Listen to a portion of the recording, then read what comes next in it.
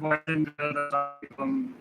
This is Dr. Azam, and today we will discuss electoral management during democratic transition. So, yes, what do you want? Okay, my front camera is working, back camera is not working. No, it's okay. It's okay. I'm comfortable. Yes. Yeah, you can, Mr. Yunus, you can see me live, and you can also see the slides, if you like, on my channel. Uh, Go to your YouTube group. There's the link. Click it, and you will reach my channel.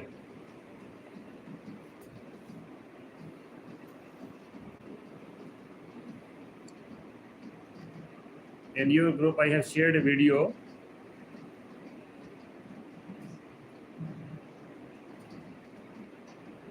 From Talkland.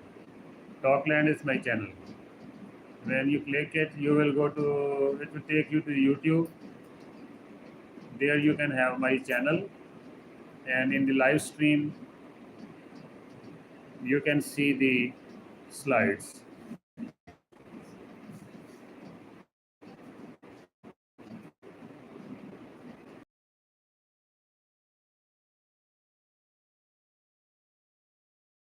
आपके group में कुछ हैं?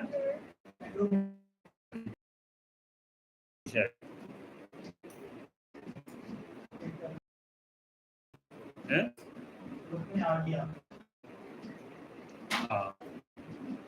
हाँ, group में तो slides है ना, slides से ऊपर मैंने वीडियो ही शेयर की कोई लिंक शेयर किया है। हाँ, उस लिंक को क्लिक करें ना आप लोग, तो इस पे आप आ जाएंगे यूट्यूब पे मेरे साथ। इसको आप चेक करें।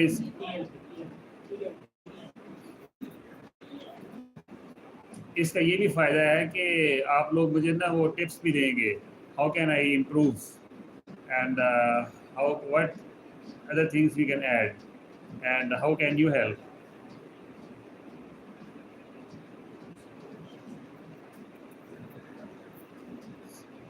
So anybody has got it? Yes. Eh? Is it working now? Yes, sir. Okay. Electoral management. So turn the phones on silent mode.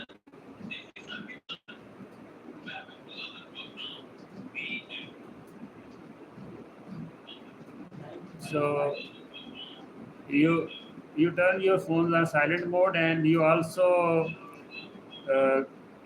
turn your speakers off. You turn your speakers off, otherwise there will be so much noise. Yes. Okay ji, let's start. It is already around 3:40. We are late. Electoral management during transition.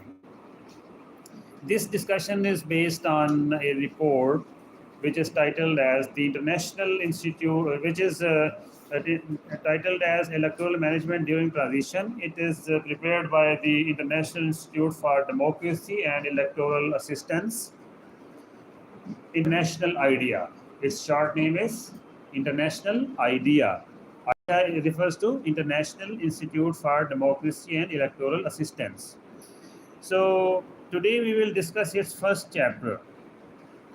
And if the time will not be enough, we will just discuss its one part. There are several parts to it. So its first chapter is essential considerations. Essential considerations. EMB models and independence. What does EMB mean? Electoral management bodies. Electoral management bodies. What is the electoral management body of Pakistan? Election Commission of Pakistan, ECP. So similarly, there are commissions in other countries. Sometimes they have different names, but their functions are similar. So That is why the writers have used this term, electoral management bodies.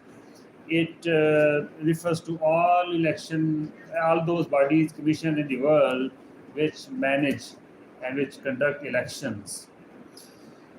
So, the design of an electoral management body is about its place in the system of state administration. Okay? The design of an electoral management body is about its place in the system of state administration.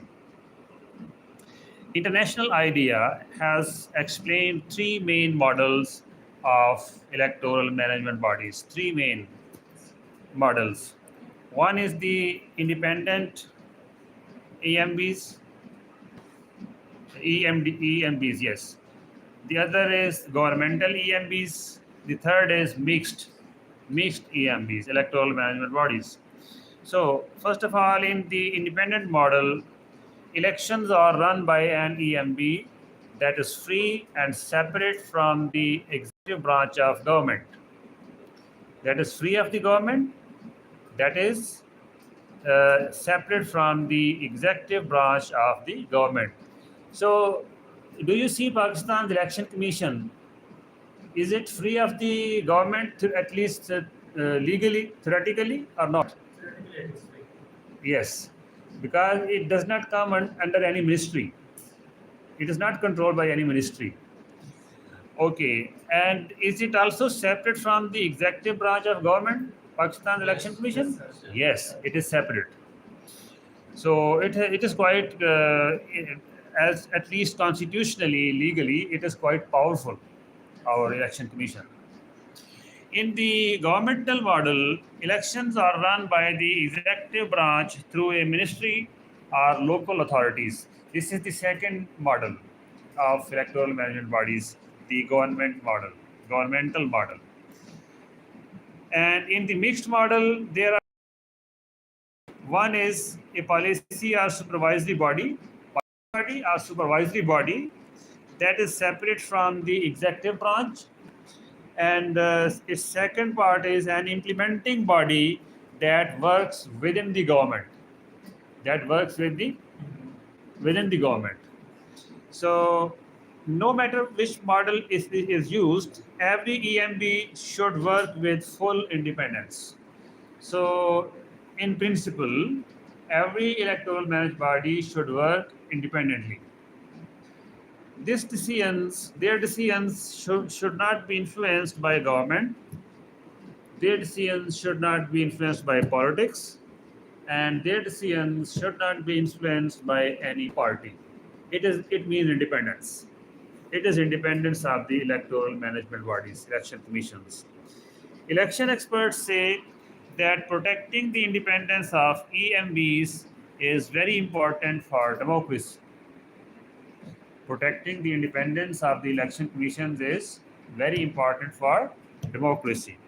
Research shows that independent and professional electoral management bodies give more chances of fair and successful elections.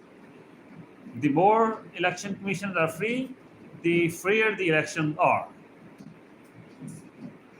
Studies also show that independent EMBs are linked with stronger democracy.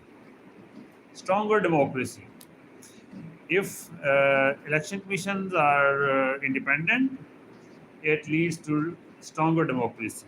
This proves that a permanent and independent EMB is important for free and fair elections. It also helps democracy grow, and it also helps democracy become stronger. The independence of the electoral authority is very, very important. It is seen as a condition for people to use their electoral rights properly. The election commissions, electoral management bodies, they are seen as a condition. Independent election commissions, independent, free election commissions, they are seen as a condition for people to use their electoral rights properly. So the Human Rights Committee has comment on Article 25 of the International Covenant on Civil and Political Rights. Civil and political rights. There is a covenant. It's Article 25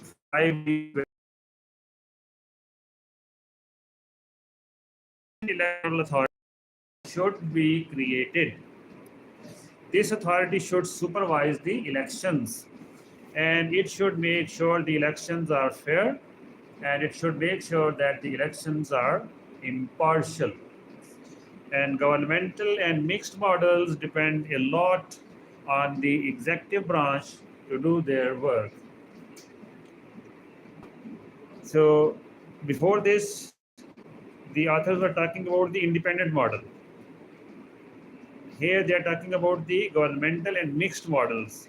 So they are not as free as the first model is. So because of this, people may find it hard to see them as impartial. So since they are under the governmental authority, particularly the mixed models, so they are not seen as impartial. They can be easily influenced. So this can happen even if they try to be truly independent. The problem is bigger where state institutions were once part of an authoritarian regime. Where state institutions were once part of an authoritarian regime. In such cases, the bureaucracy is often linked with the ruling political power. That is why international idea has suggested the independent model. So independent model is most favored by the democratic forces all over the world. The choice of a model is only the starting point. What model we choose for our country? It is just the starting point. It does not. It is not everything. Some other things are also relevant and important in order to have free and fair elections. So the formal model does not tell much about the real independence of an electoral management body.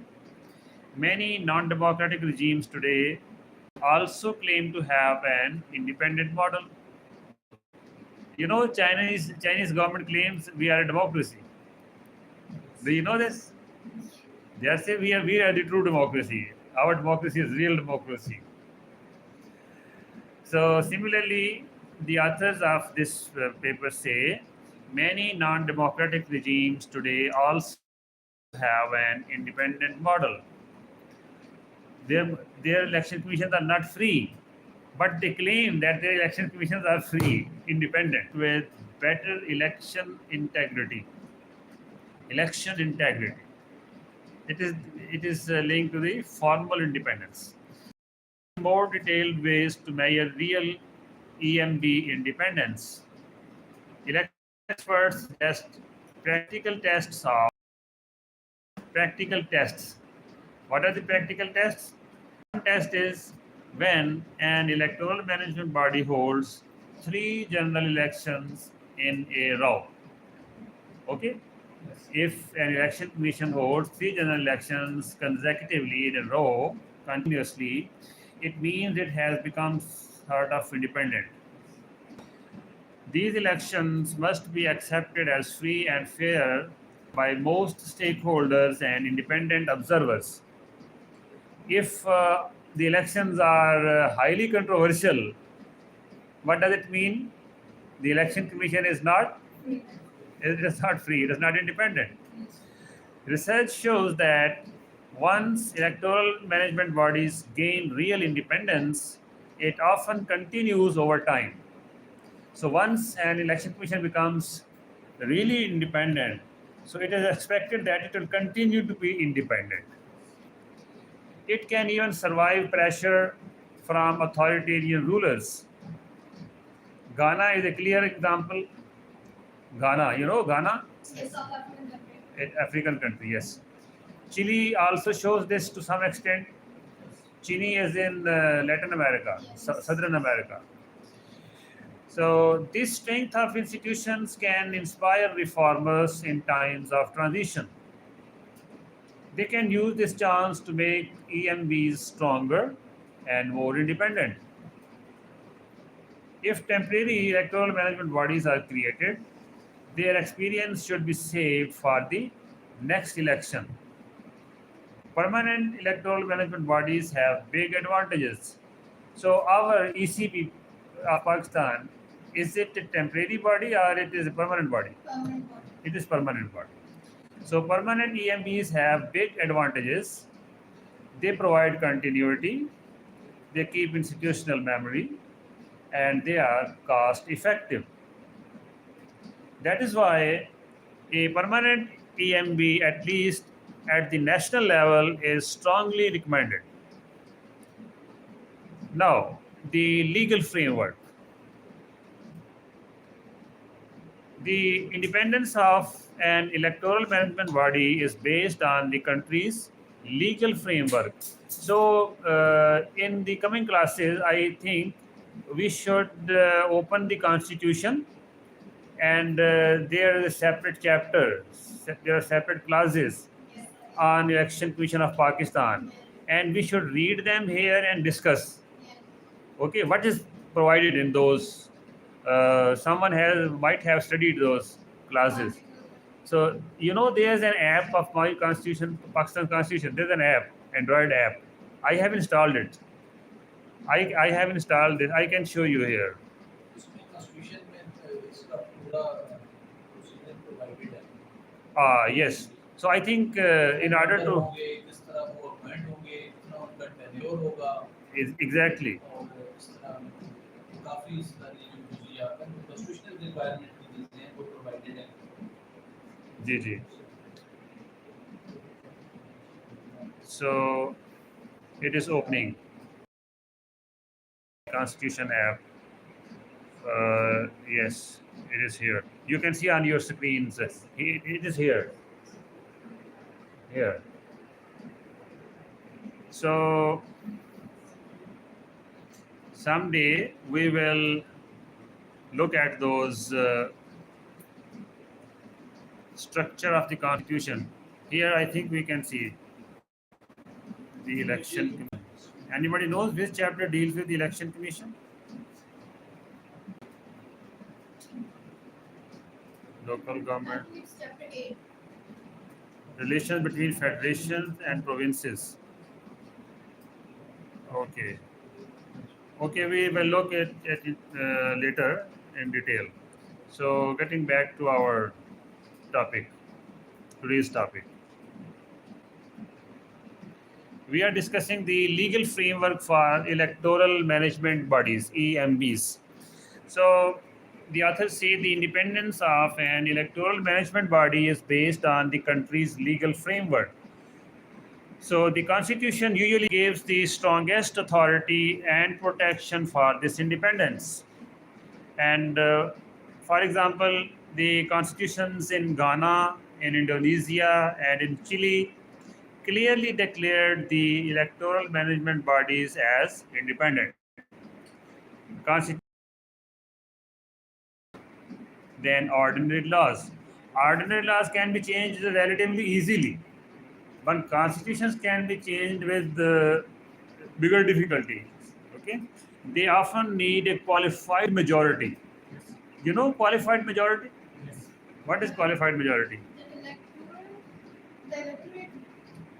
Sir like जो government official लोग select होते हैं उनकी जो एक majority 2/3 चाहिए The registered voters, I guess. कितने आपने क्या कहा? चेंज करने के लिए जो इंटरवीन करने के लिए 2/3 2/3. क्वालिफाइड देखिए मेजॉरिटी के साथ आ गया 2/3, ये क्वालिफिकेशन है, क्वालिफाई हो गई ना. एक होती है सिंपल मेजॉरिटी, 51 Yes. हो गया, 51% होगा तो मेजॉरिटी हो गई. ठीक है, 50 से ऊपर क्रॉस कर गया तो मेजॉरिटी हो गई. लेकिन मतलब कानून बनाने के लिए, कोई भी कानून बनाने के लिए और उसको चेंज करने के लिए सिंपल मेजॉरिटी रिक्वायर्ड होती है आमतौर पे. हमारी पार्लियामेंट में भी ऐसी है, प्रोविंशियल असेंबली में भी ऐसी है. It is the major practice. But in order to change the constitution, to amend the constitution, a simple majority is not enough. A qualified majority is usually required. Generally it is the 2/3 majority or 3/4 majority. In Pakistan, it is the 2/3 majority. Okay, 2/3 majority is required. It is called the qualified majority. Qualified majority is even bigger majority. So they often need a qualified majority, the constitutions in parliament or even a referendum. The strength and clarity of the constitution build trust. The strength and clarity of the constitution build trust among stakeholders in the electoral process.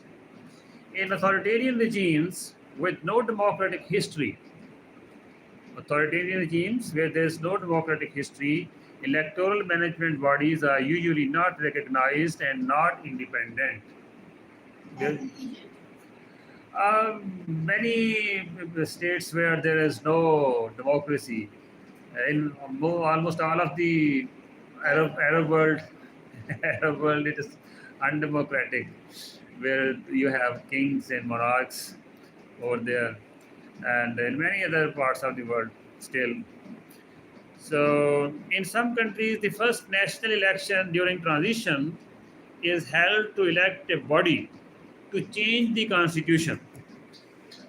First national election. You know, when Pakistan came into being, we had a constituent assembly. Yes. Its basic task was to come up with to a constitution, to write a new constitution for this new country. So, in some countries, the first national election during transition is held to elect a body to change the constitution. Examples include Spain in 1977, Indonesia in 1999, Nepal in 2008, and recently and Egypt.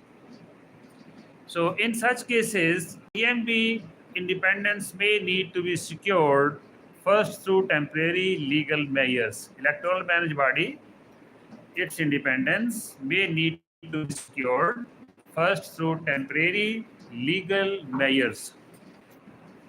So, the involvement of key stakeholders is very important to make these measures widely accepted. Sometimes old institutions in the constitution that were inactive can be revived. They can be given names, they can be given new names. The old institutions which are not very active now, which are not very effective now, so they can be reformed. In some countries, the constitution already defines the judiciary as separate from the executive and legislature.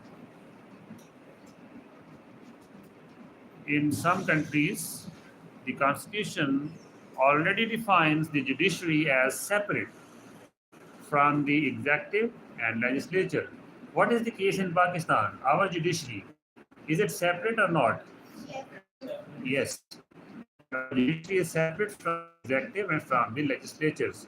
Our constitution is based on the Separation yes, the three branches, three organs of the state: legislature, executive, and judiciary.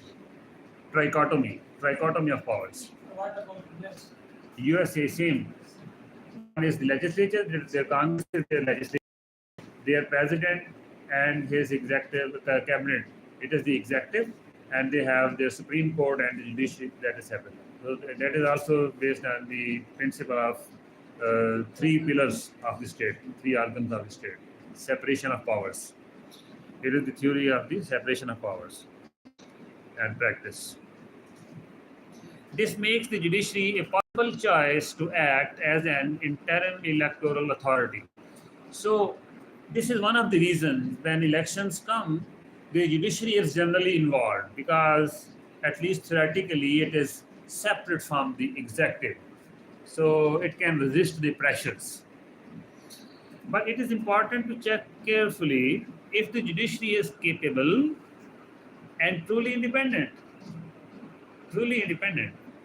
The public's trust in the judiciary is very important for this role. If people believe in its credibility, they will trust it in supervising or managing elections.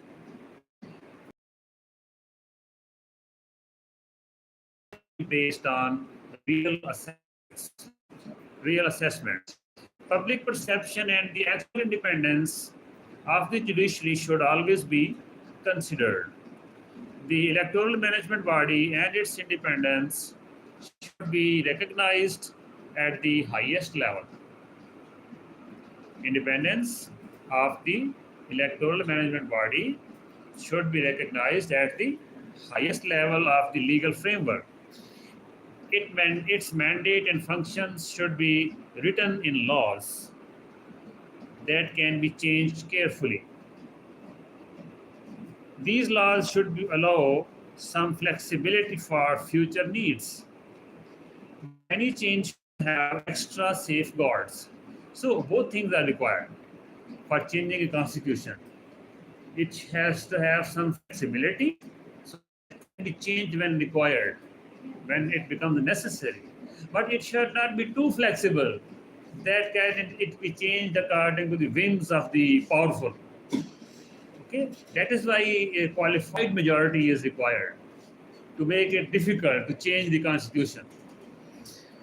Safeguards can include consultation with civil society groups, consultation with opposition parties, and the EMB itself.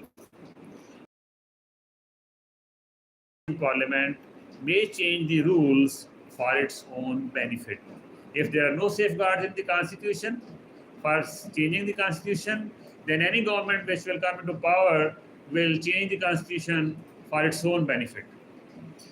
This could weaken the interests of the electoral management body. During transitions, political actors often negotiate and make compromises. When transition takes place, a state or a society is transitioning from authoritarianism to democracy.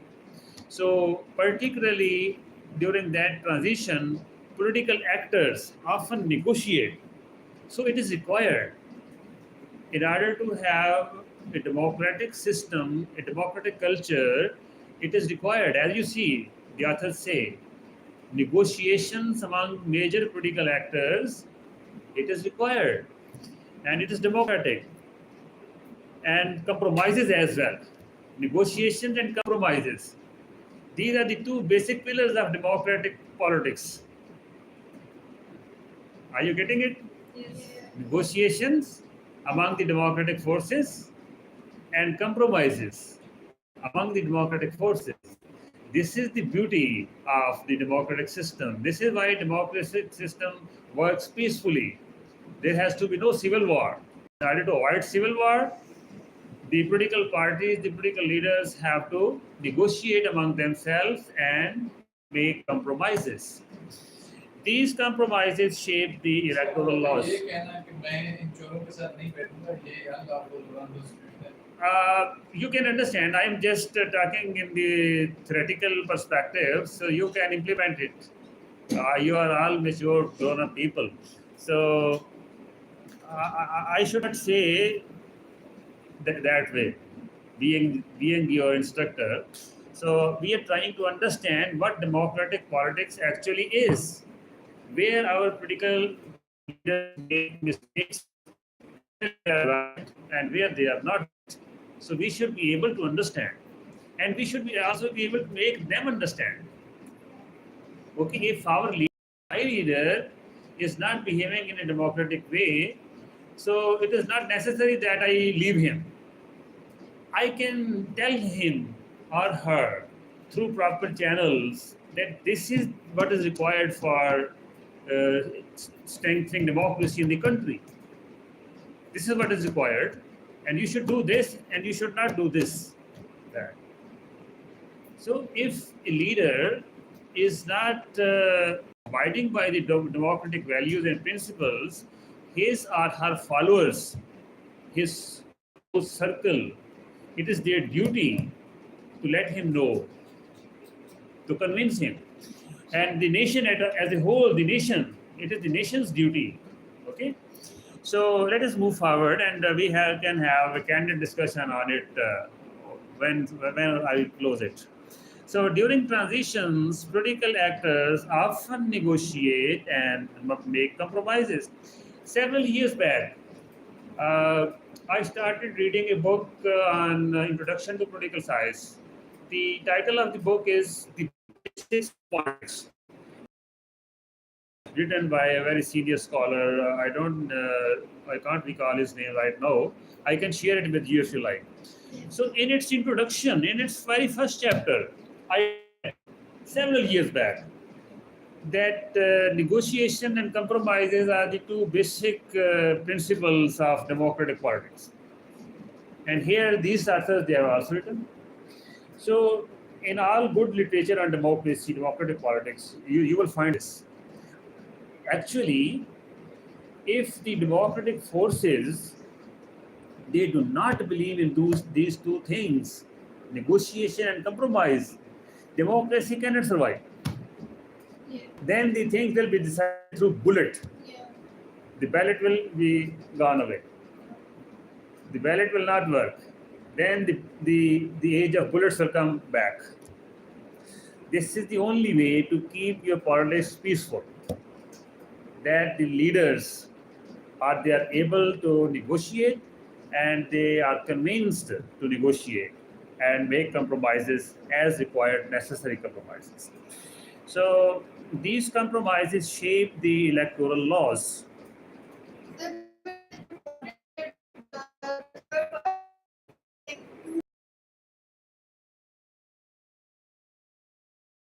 Yes, among democratic forces, democratic leaders, democratic parties, this is required. So those who do not believe in rule of law, those who do not believe in the constitution, the undemocratic forces, which the democratic leaders, the democratic parties do not negotiate with them. They do not. If democratic forces believe in negotiating with the undemocratic forces, again, they are going to bury the democracy in country. It will bring an end to the democracy.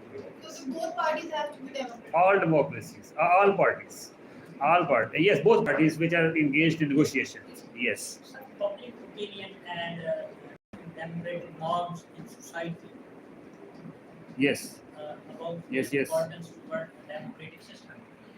it is also important. It is very important, but it requires a whole lecture on it. Actually, this is such an important topic. The how do people take democracy? How do people approach democracy? Are they really democrats? Does the community itself behave democratically? I might have told you several times, we as a society, we are not democrats. We are authoritarians. As I say, that parents treat their children, parents treat their children authoritarianly, not in a democratic way, because democracy is about human dignity. Democracy is about mutual respect. But if we don't treat each other with dignity, if we do not treat each other with respect as citizens, it means we are not democrats. Democracy. Our culture is actually a culture of hurt and humiliation. It is a culture of abuse. It is a culture of exploitation and dominance. Okay, the teachers they exploit the students. The Volvis are some of the Volvis they exploit their followers. The bureaucrat exploits his clients, his people in this locality. Okay, so this is the problem. Authoritarianism. Our minds are authoritarian. As society, we are not a true democratic society. That is the reason that our power elites they don't behave in a democratic way. They are product of this society. Our power elites, our businessmen, our bureaucrats, our judges, our advocates, with due apology, with few exceptions. Okay, they are our mechanics, our engineers, our doctors, our teachers. They are product of this society, which is highly authoritarian. So how can they be democrats who are coming from an authoritarian family, an authoritarian school, an authoritarian mosque, an authoritarian market, an authoritarian classroom? So they cannot be true democrats. So first and foremost, we as citizens need to practice democracy. So this is the our response to your question. So let's get back to our topic, today's topic, the election commissions. So sometimes the laws have gaps or unclear rules. In such cases, the electoral management body may have to make decisions on sensitive issues. These decisions can cause disagreement and conflict. These decisions can cause conflict and disagreement. This puts pressure on the electoral management body's independence and credibility. To avoid this, election matters should be discussed carefully in negotiations. The should be written clearly in the legal framework. The electoral management body will also be stronger if all parties agree on its role and functions. The electoral management body will also be stronger if all parties agree on its role and functions. Experience from many transitions like Indonesia shows problems when election laws change close to elections. So when the elections are approaching, few months are left, and the election laws are changed, it raises suspicions. It raises suspicions among the people. Why now the government is changing the laws, electoral laws? They might be doing it with some wrong intention. Okay. So a stable legal framework before elections helps the electoral management body prepare better. So there should be stability. It is better. What we derive from this reading is it is better not to change the laws when the elections are very close, when the elections are near. It also makes it easier to run a credible election process. If laws must change before elections, the timing should be planned carefully. So the government uh, should decide in time, well before the elections, if there is a need to change the electoral laws. The electoral management body should be given enough time to apply the new rules. International IDEA has made guidelines for reviewing the legal framework of elections. They gave a helpful list of points to think about when making or reviewing election laws. Some of these points are explained below. Okay, I think we take a short break here. Fine? 5 minutes, 10 minutes? Yeah. We take a break and then we discuss the next point, that is the mandate and functions. So, okay, ladies and gentlemen, we are going on a break. We will be shortly back.